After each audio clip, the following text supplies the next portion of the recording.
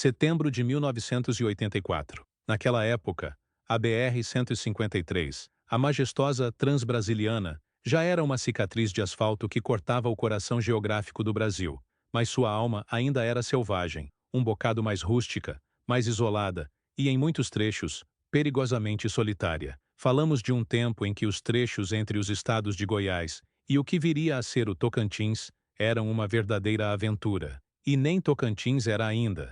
Era Goiásão puro e brabo, um sertão de horizontes infinitos e silêncios profundos. É nesse cenário poeirento e carregado de histórias que a gente mergulha de cabeça hoje num daqueles desaparecimentos misteriosos que, mesmo depois de quase 4 décadas, ainda coçam a nossa curiosidade e deixam aquela pulga incômoda atrás da orelha. Eita, meu amigo, segura essa que o caso é de arrepiar a espinha. Eu posso te garantir, com toda a certeza do mundo, que o que você vai ouvir hoje vai te fazer pensar 2, 3, talvez 4 vezes antes de se aventurar sozinho pela estrada escura da noite, viu? Imagina só a cena, meu caro. Visualiza isso com clareza. Você está ali, sozinho, na boleia do seu imponente e possante caminhão.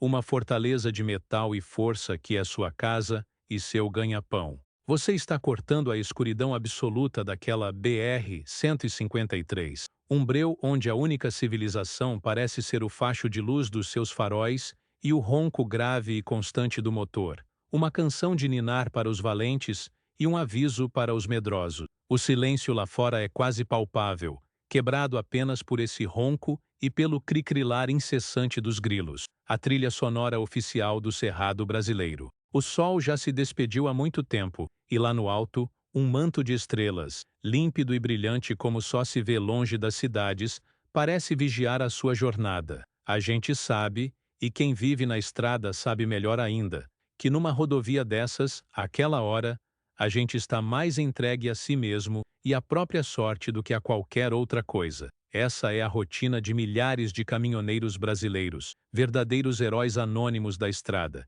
que com suor e saudade movem as engrenagens do nosso país. Mas para um deles, lá naquele distante ano de 1984, essa rotina sagrada se desfez, se transformou num pesadelo sem fim, num sumiço sem explicação, que até hoje ecoa como um fantasma nas curvas daquela rodovia. Há quem jure de pé junto, com a mão no peito, que o próprio diabo tem morada naquelas curvas traiçoeiras. Outros, mais céticos, dizem que foi coisa de gente ruim, da maldade humana que não escolhe lugar.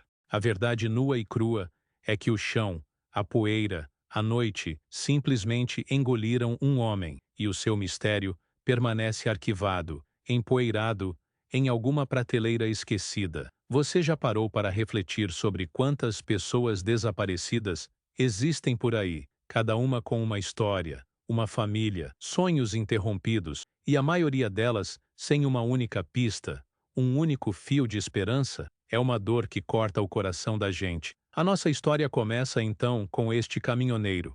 Para preservar a memória e a dor da família, e também para evitar a repetição fria de um nome em meio a uma tragédia, vamos usar um apelido que o define, que representa sua essência: Zé Caminhoneiro. Um nome simples, que carrega em si a identidade de toda uma classe. Zé era como tantos outros que você cruza na estrada. Um homem trabalhador, pai de família, que tirava do volante o sustento dos seus. Ele pegou seu frete, uma carga de valor que seguia rumo ao norte do país, e partiu para mais uma viagem. A rotina era a de sempre, um ritual quase sagrado: checar o óleo, calibrar os pneus, encher o tanque até a boca, fazer uma breve oração pedindo proteção e, enfim, seguir viagem, com a imagem da família no pensamento. Naquela época, a comunicação era um desafio imenso, uma barreira que hoje mal conseguimos conceber.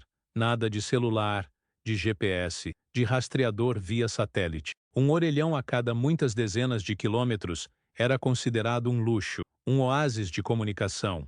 Muitas vezes, a única forma de avisar a família que estava tudo bem era de um posto de gasolina empoeirado para outro, numa ligação a cobrar que trazia alívio e matava um pouco da saudade. É aí que reside o perigo e o mistério profundo desses casos reais de desaparecimento daquela era.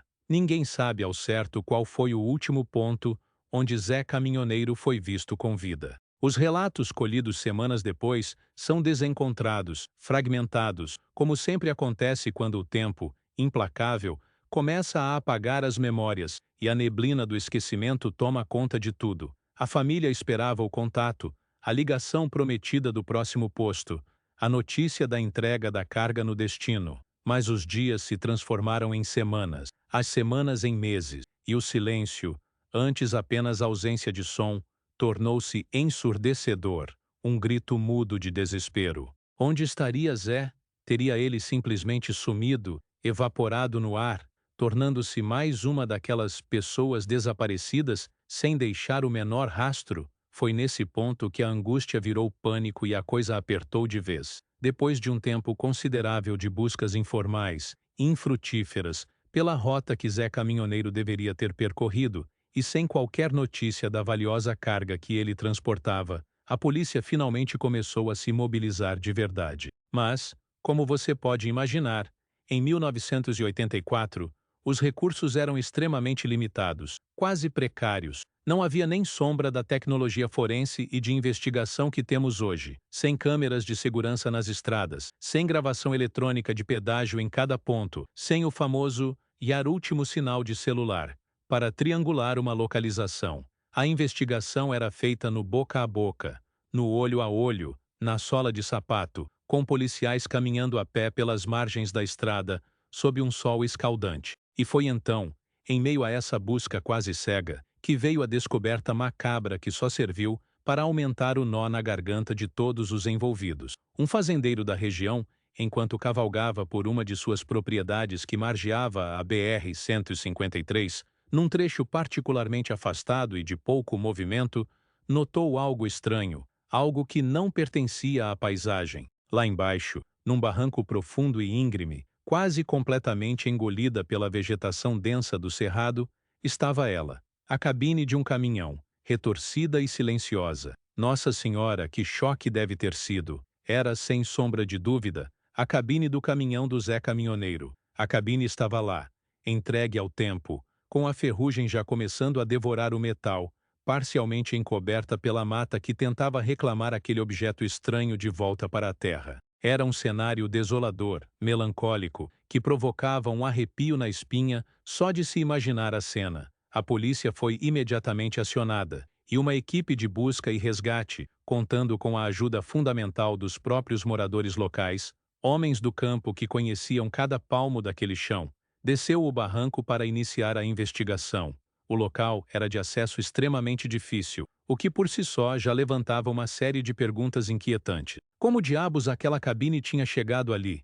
A primeira impressão era de que ela havia rolado, talvez num acidente, mas estava apenas a cabine, o chassi, as rodas, a carroceria com toda a carga. Tudo havia sumido, e a pergunta mais importante, a que ecoava na mente de todos: onde estava o Zé Caminhoneiro? A cabine estava assustadoramente vazia. Não havia vestígios do motorista, nem sinais óbvios de luta, pelo menos nada que fosse evidente num primeiro exame. Apenas o ferro retorcido, o banco do motorista rasgado pelas intempéries e o volante quebrado, testemunha silenciosa de um último momento de terror. O ar parecia mais pesado e denso ali, como se aquele barranco guardasse um segredo terrível em suas entranhas. Esse achado foi o ponto de partida de uma investigação-desaparecimento, que se estenderia por anos a fio, sem jamais alcançar um fim claro ou uma resposta satisfatória. A descoberta da cabine era uma peça do quebra-cabeça, sim, mas parecia que o tabuleiro inteiro e todas as outras peças haviam se perdido para sempre. A investigação-desaparecimento começou a patinar quase que imediatamente. As primeiras análises periciais da cabine não revelaram praticamente nada de conclusivo. Não havia marcas de sangue visíveis, nem impressões digitais claras que pudessem ser aproveitadas. A tecnologia forense da época era rudimentar, e a cabine já havia ficado exposta ao sol e à chuva por um bom período, um processo natural, que apaga qualquer vestígio mais sutil. O mais intrigante era que as rodas e o motor principal do caminhão também haviam sido removidos e sumido, um forte indício de que a cabine tinha sido deliberadamente desprendida do chassi e jogada ali, ou que o resto do caminhão fora canibalizado, roubado, depois de um possível acidente. As teorias começaram a pipocar, cada uma mais assustadora que a outra. Teria sido um assalto? A BR-153, naqueles anos 80, já tinha uma fama sombria, com pontos conhecidos onde quadrilhas de ladrões de carga agiam com violência. Zé Caminhoneiro teria sido vítima de uma emboscada, a carga roubada, e ele, como testemunha, talvez levado e executado em algum lugar distante? Ou teria sido um acidente fatal, onde ele foi ejetado para longe no impacto, e oportunistas teriam encontrado o caminhão e roubado suas partes mais valiosas? Mas, se fosse um acidente, por que a cabine estava tão isolada, num barranco tão específico e de difícil acesso? E, principalmente, por que nenhum corpo jamais foi encontrado nas buscas exaustivas que se seguiram? A gente se pergunta, não é? Nessas histórias de desaparecidos, a nossa mente anseia por lógica, por encaixar as peças, mas às vezes as peças simplesmente parecem não pertencer ao mesmo quebra-cabeça. Com o passar do tempo, a polícia local, apesar de todos os seus esforços e recursos limitados, não conseguiu juntar as pontas soltas daquele mistério. A família de Zé Caminhoneiro, em seu desespero, fez tudo o que estava ao seu alcance. Imprimiram e espalharam panfletos com sua foto, fizeram apelos emocionados nas rádios da região, conversaram com dezenas de outros caminhoneiros nos postos de parada. Mas as pistas eram escassas, vagas ou simplesmente inexistentes. O caso foi, inevitavelmente, esfriando, como uma fogueira que se apaga na madrugada, transformando-se em mais um dos incontáveis casos não resolvidos, que se acumulam em pastas amareladas nas delegacias do Brasil afora. A cabine foi retirada com dificuldade do local, levada para o pátio da delegacia, onde virou uma carcaça de metal inútil, que não revelou mais segredo algum. O mistério permaneceu intacto, sólido como uma rocha. Onde estava o Zé? Vivo ou morto? Teria ele, por algum motivo inimaginável, forjado o próprio sumiço sem explicação? É uma teoria cruel, eu sei, principalmente para a família, mas é uma hipótese que sempre surge quando não há outras respostas plausíveis. Mas quem abandonaria a família que amava, a vida que construiu, o caminhão que era seu sustento, sem deixar um bilhete, uma palavra, um adeus? É muito difícil de acreditar, não é verdade? E é ainda mais difícil de aceitar para aqueles que ficam, para sempre esperando uma resposta, um desfecho, um porquê. A esperança teimosa se misturava com a dor da incerteza, e a cada ano que passava, o caso de Zé Caminhoneiro se solidificava como mais uma lenda da BR-153, um eco fantasmagórico de um desaparecimento misterioso que assombra a todos que conhecem a história. Hoje em dia, com o mundo na palma da nossa mão, a gente pensa: eita, se fosse hoje a história seria outra, né? Ah, com certeza absoluta. Se o caso do Zé Caminhoneiro acontecesse nos dias atuais, a investigação-desaparecimento seria uma operação completamente diferente, de outro universo. Primeiro, as câmeras de segurança estariam espalhadas por toda parte, nos postos de gasolina, nas praças de pedágio, em armazéns, talvez até em algumas propriedades rurais ao longo da rodovia. Teríamos o rastreamento por GPS do caminhão, um sistema que diria exatamente onde ele esteve, onde parou e por quanto tempo, até o seu último sinal. O celular do Zé, se ele tivesse um, forneceria sua última localização com precisão, seus últimos contatos, as últimas chamadas. As redes sociais seriam um aliado de poder imenso. Sua foto e a história do seu desaparecimento seriam compartilhadas milhões de vezes em questão de horas, alcançando cantos do país que em 1984 eram impensáveis. A tecnologia nos deu ferramentas que transformaram radicalmente a forma como lidamos com pessoas desaparecidas. Hoje, um sumiço sem explicação, como o dele, teria uma chance exponencialmente maior de ser desvendado. Teríamos exames de DNA para analisar qualquer vestígio mínimo encontrado na cabine, como um fio de cabelo ou uma gota de suor. Drones com câmeras térmicas vasculhariam o barranco e os arredores em busca de qualquer anomalia no terreno, sem falar na colaboração da sociedade, que hoje dispõe de plataformas e grupos dedicados a ajudar a identificar e localizar vítimas em casos reais de desaparecimento. Mas em 1984, a única tecnologia disponível era a perícia básica, a intuição da polícia e a boa e velha solidariedade dos moradores locais. E isso, infelizmente, não foi suficiente para trazer Zé de volta para casa ou para explicar o que aconteceu naquela maldita e poeirenta BR-153. As histórias de desaparecidos daquela época carregam um fardo pesado de silêncio e lacunas, um vazio que a modernidade tenta preencher, mas que nem sempre consegue. A gente fica aqui, remoendo os fatos, e a pergunta continua a ecoar. O que afinal aconteceu com o Zé Caminhoneiro? Será que ele foi vítima de um assalto brutal e covarde, e seu corpo foi descartado em algum rio ou queimado na vastidão da mata, longe de qualquer possibilidade de busca? Ou será que o desaparecimento misterioso dele esconde algo ainda mais sombrio, algo que a nossa imaginação nem consegue conceber?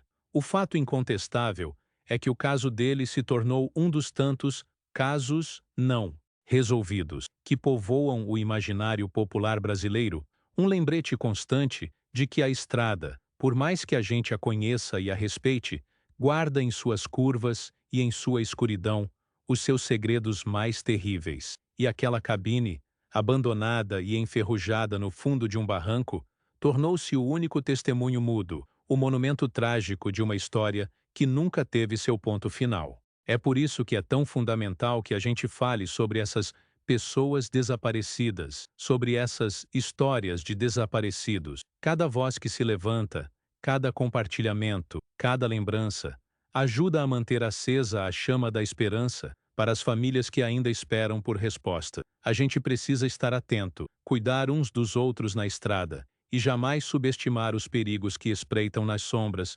principalmente vindos de quem não conhecemos. Se você vir alguém em apuros na estrada, uma situação estranha, ou presenciar algo suspeito, não hesite em ligar para as autoridades. Seu olhar atento pode ser a peça que falta para resolver um sumiço sem explicação e trazer paz a um coração aflito. Agora que você entendeu como um desaparecimento misterioso pode permanecer insolúvel por décadas e a importância vital da tecnologia e da colaboração, assista ao nosso próximo vídeo, onde eu explico em detalhes como o uso de softwares de reconhecimento facial está revolucionando a busca por pessoas desaparecidas, hoje em dia, trazendo nova esperança para a resolução de antigos casos não resolvidos.